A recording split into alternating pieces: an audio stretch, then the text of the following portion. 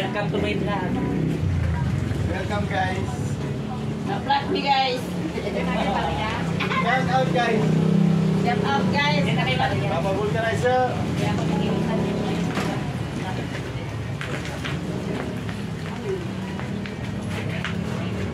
Agad natin. Ako sinabi ano.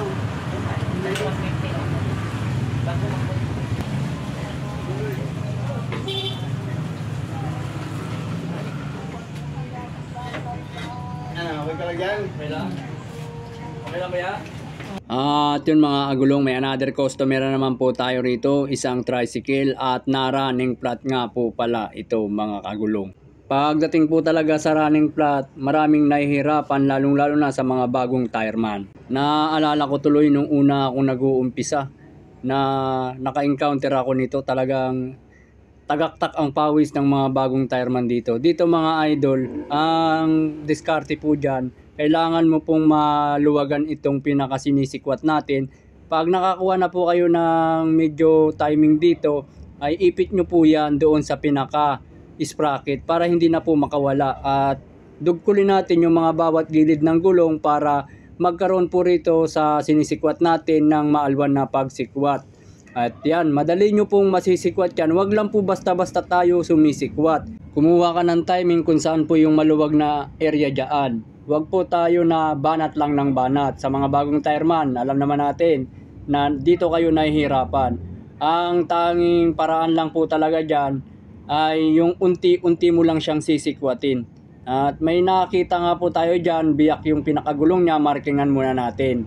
Sa pagbabaklas naman talaga kagulong, lalo't nag-uumpisa ka pa lang sa pagiging tireman, ay talagang napakahirap sa pagsisikwat. Pag nagamay mo na po yan, lalong-lalo na lagi kang nakaka-encounter ng running flat, makikita mo kung ano yung magandang posisyon or magandang sikwatin. Ako, pag nagsisikwat ako nito ng mga running flat, dun po sa area na marami na pong nasiksikan ng interior. At make sure din natin mga idol, pagdating sa pagsisikwat, alam naman natin pag running flat ay lagi po nadadali ang pinaka interior niyan dahil ipit na nga po sa labi yan. Yung kailangan mo lang naman dito sa pagsisikwat para hindi mo madali yung interior or mabutas uli, yung pinakadulo lang ng plangka natin, yun lang ang sisikwat natin doon sa pinakalabi. Dito nga mga agulong, nakita na po natin yung butas, naipitan po ang interior sa gilid. Sa paglilinis mga agulong, pwede na maggunting, pwede na rin pangkayas, basta make sure lang po natin malinis ang pinagbutasan at lalagyan natin ng gum. Once na madumi po ang pinakalalagyan natin ng butas, hindi po didikit or hindi maganda ang pagdikit ng ating gum kahit anong gandang klase pa yan. May na gano po sa atin about doon sa patch at sa luto. Kung ako ang tatanungin pagdating sa patch, sa gulong po ay talagang napakaganda niyan. Pagdating naman po sa mga interior, ang masabi ko dyan or para sa akin ay luto talaga or yung gum na ginagamit natin. Once na kasi ang gum na nainit po yan, tapos sa interior kapwa po sila goma, ay talagang napakatibay niyan.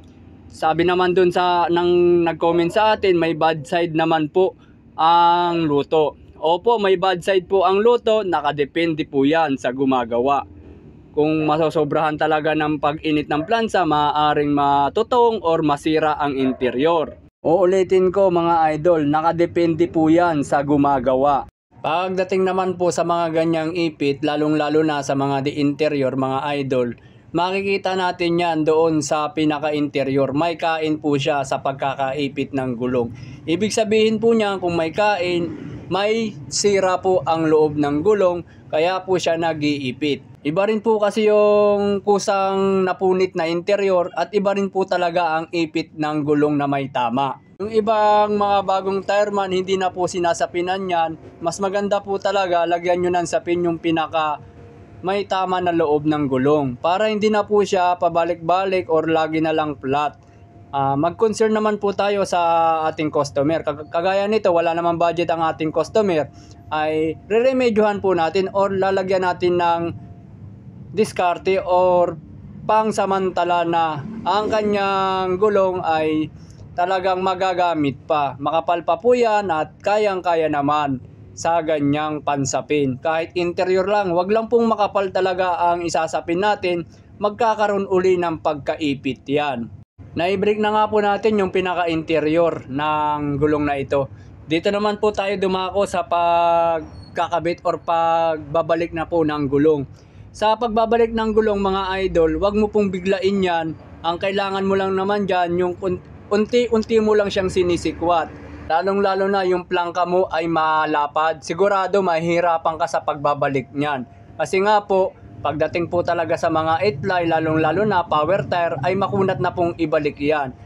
At sa pagsisikwat naman, ang kailangan mo lang naman dyan, yung pinakamanipis na ating plangka, ay napakagandang pong pansikwat ng mga running flat yan. Lalong-lalo na sa mga motor. May binabagayan din po kasi yung ating mga panikwat.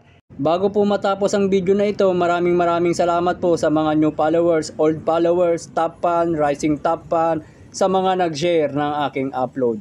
Hanggang dito na lang.